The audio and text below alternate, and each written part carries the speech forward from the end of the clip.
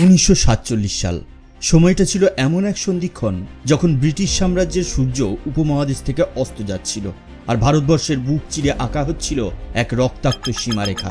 ধর্মের ভিত্তিতে সৃষ্টি হচ্ছিল দুটি রাষ্ট্র, একদিকে একটি ধর্মনিরপেক্ষ গণতান্ত্রিক ভারতবর্ষ, অন্যদিকে একটি ইসলামিক রাষ্ট্র পাকিস্তান। এই বিভাজন শুধু মানচিত্রের ছিল না, ছিল আবেগের, সংস্কৃতির এবং অস্তিত্বের বিভাজন। ঠিক এই ঐতিহাসিক মুহূর্তে উপমহাদেশের মানচিত্রে একটি জায়গা রয়ে গিয়েছিল সিদ্ধান্তহীন, কাশ্মীর। পাহাড়ে ঘেরা প্রকৃতির অপার সৌন্দর্যে মোড়া এই উপত্যকা তখন এক স্বাধীন দেশীয় রাজ্য, যার শাসক ছিলেন হিন্দু রাজা হরি সিং। অথচ তার রাজ্যে মুসলমান জনগণের সংখ্যাগরিষ্ঠতা। এখান থেকেই জন্ম নেয় উপমহাদেশের দীর্ঘতম রাজনৈতিক ও ধর্মীয় দ্বন্দ্বের। এই দ্বন্দ্ব কেবল ভূখণ্ডের জন্য নয়, বরং ভারতীয় কূটনীতি, পাকিস্তানের ষড়যন্ত্র এবং সনাতন ধর্মের হাজার বছরের ঐতিহ্যকে কেন্দ্র করে গড়ে ওঠে। কাশ্মীরের এই অনির্ধারিত অবস্থানকে পাকিস্তান এক সুযোগ হিসেবে দেখে। তারা 1947 সালের অক্টোবরে পরিকল্পিতভাবে পাঠায় কাবাইলি আগ্রাসীদের, পশতুন উপজাতি যোদ্ধা, যারা বন্দুক হাতে ঘোড়ায় চড়ে হামলা চালায় মুজফ্ফরবাদ হয়ে কাশ্মীর উপত্যকার দিকে। তাদের লক্ষ্য ছিল স্পষ্ট, রাজ্য রাজধানী শ্রীনগর দখল করে কাশ্মীরকে জোরপূর্বক পাকিস্তানের অন্তর্ভুক্ত করা। এই হামলার মুখে রাজা হরি সিং আতঙ্কিত হয়ে পড়েন। তিনি ভারতের কাছে সাহায্যের আবেদন জানান, কিন্তু ভারত তখন বলে, প্রথমে তোমাকে আমাদের সঙ্গে আনুষ্ঠানিকভাবে যুক্ত হতে হবে, তারপরে আমরা সেনা পাঠাবো। তখনই স্বাক্ষরিত হয় ইনস্ট্রুমেন্ট অব অ্যাসোসিয়েশন। এর মাধ্যমে কাশ্মীর ভারতীয় ইউনিয়নে আনুষ্ঠানিকভাবে অন্তর্ভুক্ত হয়। ভারত দ্রুত সেনা পাঠায়। সেসব সেনা পাহাড় পেরিয়ে এগিয়ে আসে এবং কাবাইলিদের প্রতিহত করে শ্রীনগরকে রক্ষা করে। কিন্তু এ ঘটনা কেবল একবারের যুদ্ধেই সীমাবদ্ধ ছিল না, এটা ছিল এক দীর্ঘ সংঘাতের সূচনা। পাকিস্তান এই অন্তর্ভুক্তিকে মানতে অস্বীকার করে। শুরু হয় 1947-48 সালের প্রথম ভারত পাক যুদ্ধ। ভারত এই ইস্যু আন্তর্জাতিকভাবে তুলে ধরে, জাতিসংঘে নিয়ে যায়। ইউএন বলে এখানে একটি গণভোট হওয়া উচিত, তবে শর্ত ছিল পাকিস্তানকে আগে তার সেনা ও কাবাইলি হামলাকারীদের পুরোপুরি প্রত্যাহার করতে হবে। কিন্তু পাকিস্তান সেই শর্ত মানে না। তারা সেনা রাখে পাক অধিকৃত কাশ্মীরে, যাকে আজ আমরা বলি POK, অর্থাৎ পাকিস্তান অকুপাইড কাশ্মীর। ফলে এই গণভোট আর কখনোই হয়নি। এরপর ভারত সিদ্ধান্ত নেয় কাশ্মীর ভারতের অভ্যন্তরীণ বিষয় এবং বাইরের কোনো দেশের মধ্যস্থতা এখানে চলবে না। তাহলে প্রশ্ন জাগে, কাশ্মীরের গুরুত্ব এত বেশি কেন? কেন ভারত একে কখনো ছাড় দিতে চায় না? এর কারণ, কাশ্মীর কেবল মানচিত্রে আঁকা এক টুকরো জমি নয়, এটি ভারতের ধর্মীয়, সাংস্কৃতিক ও আধ্যাত্মিক ইতিহাসের কেন্দ্রবিন্দু। হাজার হাজার বছর আগে কাশ্মীর ছিল সনাতন ধর্মের জ্যোতির্ময় ভূমি। এখানেই নির্মিত হয়েছিল মার্তাণ্ড সূর্য মন্দির, যাকে অনেকেই ভারতের সান টেম্পল অফ নর্থ বলে থাকেন। এই মন্দির নির্মাণ করেছিলেন রাজা ললিতাদিত্য মুক্তাপিদ, যিনি শুধু একজন শাসক ছিলেন না, বরং এক চক্রবর্তী সম্রাট, যার শাসন বিস্তৃত ছিল গান্ধার থেকে ব্রহ্মপুত্র অবধি। কাশ্মীর ছিল প্রাচীন সারদা পীঠ, হিন্দু দর্শনের এক গুরুত্বপূর্ণ কেন্দ্র। এই সারদা ছিল জ্ঞান ও শিক্ষার দেবী সরস্বতীর অন্যতম তীর্থ। এখানেই লিখিত হয়েছিল বহু উপনিষদ, তন্ত্রগ্রন্থ ও দর্শনের মহাগ্রন্থ। এছাড়া অমরনাথ গুহা আজও হিন্দু তীর্থযাত্রীদের জন্য এক অতি পবিত্র স্থান, যেখানে প্রতি বছর লক্ষ লক্ষ মানুষ অমরনাথ যাত্রায় অংশ নেন।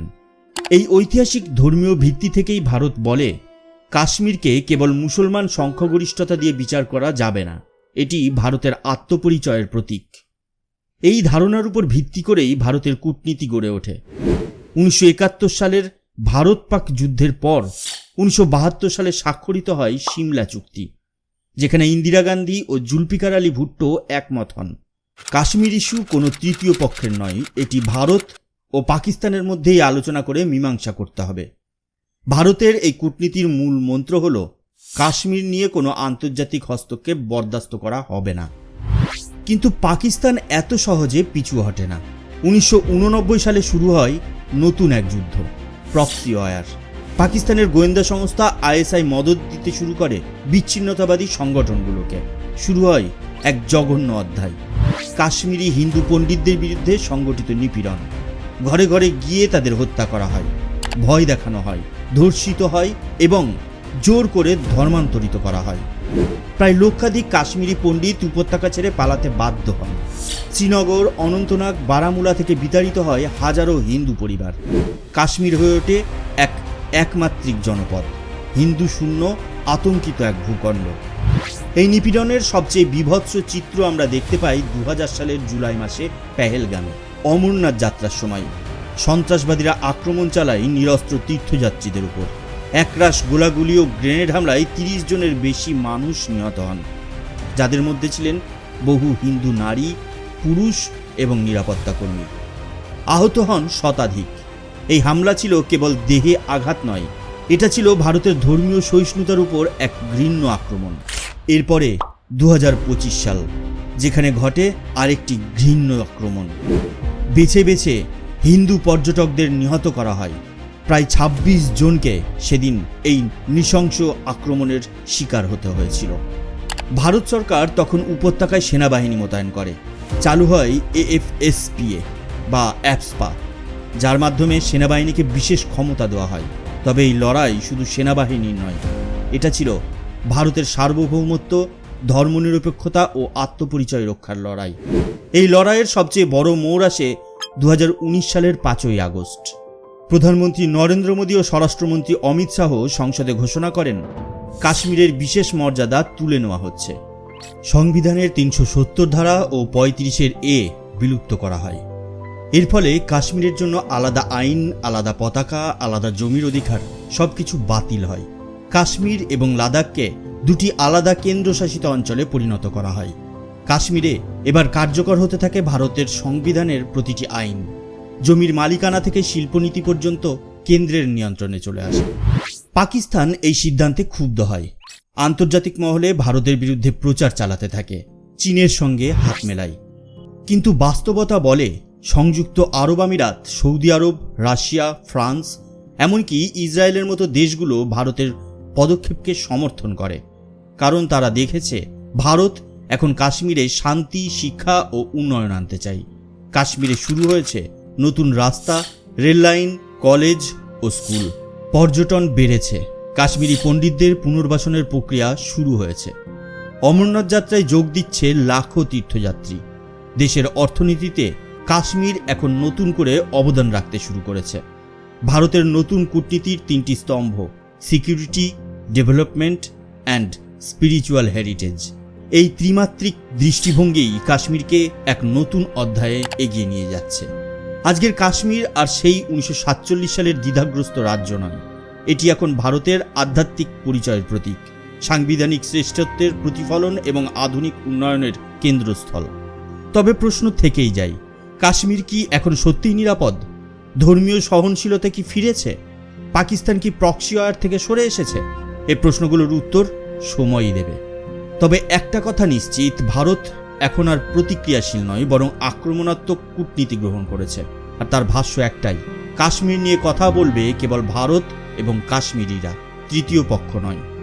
সনাতন ধর্ম বলে, ধর্ম রক্ষতি রক্ষিত, অর্থাৎ যে ধর্মকে রক্ষা করে ধর্ম তাকে রক্ষা করে। ভারত তাই করছে। কাশ্মীরের ইতিহাস রক্ষা করছে, ধর্মীয় ঐতিহ্য রক্ষা করছে, উন্নয়ন এনে আধুনিক ভবিষ্যতের দিকে এগিয়ে যাচ্ছে। এটি শুধু রাজনৈতিক জয়ের গল্প নয়, এটি আত্মপরিচয়ের পুনর্জাগরণের এক অবিস্মরণীয় অধ্যায়। বন্ধুরা, আপনারা কি ভাবেন? কাশ্মীর কি সত্যিই এক নতুন ভারতীয় অধ্যায়ে প্রবেশ করেছে? কমেন্টে জানান। ভিডিওটি ভালো লাগলে লাইক, শেয়ার এবং সাবস্ক্রাইব করতে ভুলবেন না। ফিরে আসবো এমনই আরও ইতিহাস সমৃদ্ধ কাহিনী নিয়ে, শুধুমাত্র অদ্ভুত অথচ বাস্তবে। ধন্যবাদ।